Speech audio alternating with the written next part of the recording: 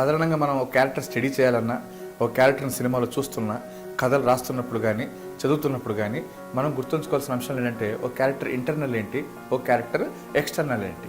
మనం ఒక character internal ఏంటో తెలుసుకుంటే చాలా మంచిది. ఇంటర్నల్ అంటే ఏంటంటే ఇమోషనల్, మెంటల్, స్పిరిచువల్ బ్యాక్గ్రౌండ్. ఈ 4 అంశాలు ఒక క్యారెక్టర్ ఇంటర్నల్గా మనం స్టడీ చేయగలిగితే పర్ఫామ్ చేస్తున్నప్పుడు కానీ, రాస్తున్నప్పుడు కానీ, డైరెక్ట్ చేస్తున్నప్పుడు కానీ మనం ఆ క్యారెక్టర్ని ఈజీగా అర్థం చేసుకోవచ్చు. సో క్యారెక్టర్ ఇంటర్నల్ క్యారెక్టర్ లోపల ఏ విధంగా ఉంది, లోపల ఏం ఊహిస్తున్నారని స్పష్టంగా రాసుకోగలిగితే, చదవగలిగితే, పర్ఫామ్ చేయగలిగితే ఆడియన్స్కి ఈజీగా అర్థమయ్యే అవకాశం ఉంది. ఇది ఇంటర్నల్ క్యారెక్టర్ అంటాం.